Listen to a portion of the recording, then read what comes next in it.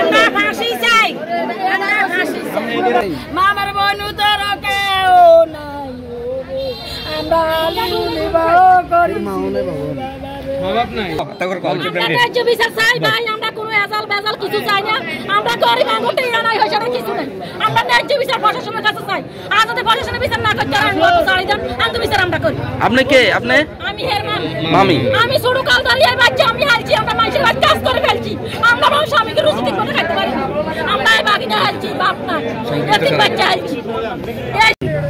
এই লাগালাই করছে কে কে? কিরণ। কিরণ আর সে মিজান।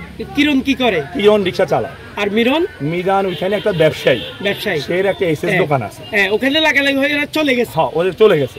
চলে যাওয়ার পরে কিছুক্ষণ পরে 1 থেকে আধা ঘন্টার ভিতরে আমরা খবর পাই সে স্ট্রোক করছে। স্ট্রোকের পরে মানে 1 ঘন্টা পর পর খবর পাই সে মারা গেছে। এই মারা যাওয়ার পরে এইখানে এই হট্টগোলটা পরে আসি। তার আত্মীয় স্বজন আছে কি? তার গাড়ি এদের কি ঘেরাও দিয়ে ফেলছে মিরনকে? মিজানকে ঘেরাও দিয়ে পালাইছে। একটা অপ্রীতিকর কিছু ঘটনা ঘটার চেষ্টা হয়েছে। আমরা কিরণদের আত্মীয় স্বজনরাও হেল্প করছে। আমরা তাদের সাথে হেল্প নিয়ে আমরা এখানে দাঁড়াই, ওইটা সমাধান করে দিয়েছি ইনশাল্লাহ। ওখানে আমরা একটা ভালো অবস্থান পরিস্থিতি আসছে। আমরা সবার থেকে সহযোগিতা চাই যেন এই লাশ এবং কি মিজান আমরা দুজনকে আমাদের এলাকা হিসাবে আমরা যেন সুন্দর একটা সমাধান করতে পারি। এটা আমার আপনাদের কাছে দাবি। এখানে ঘটনা হইলো এদের সাথে তর্ক বিতর্ক হয়েছে। তারপর শুনছি যারা ছিল ওখানে বলছিল কিরণ নাকি উনাকে এক থাপড় দিছে, উনিও নাকি কিরণটা থাপড় দিনে ঘুষি দিছে। এটা সঠিক বলতে পারি নাই, আমরা দেখি না। শোনা কথা, যারা ওখানে প্রেজেন্ট ছিল আশপাশের দোকানদার তারা এগুলো বলতে পারবে। বাবা আমরা চাই আমরা হুজের গেছে এরকম চাঁদা না, আমরা সুস্থ বিচার চাই। বিচার চাই। আপনার কি হয়? আপনার কি হয়? আমার বোনু এবার আমরা লিউনি বাবা বড় করছি রে বাবা, সুদের টাকার লাগি রে বাবা জন দিছে রে।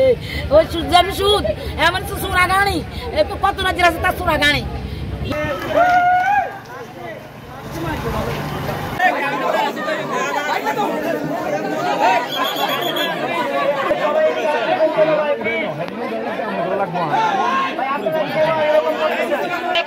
সবাই কারেন্টের শর্ট খাবেন।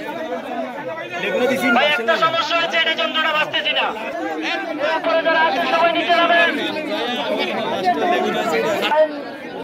লাইন ছোট করা আছে, লাইন ছেড়ে গিয়েছে, যে কোনো সময় ঘটনা ঘটতে পারে।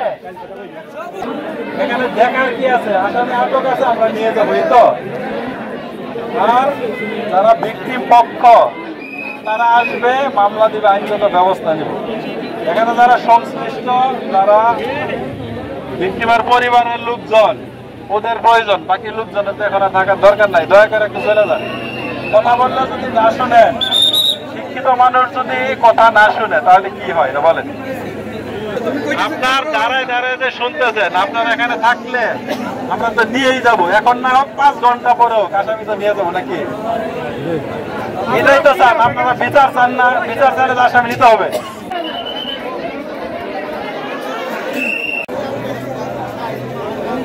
চেষ্টা করতেছেন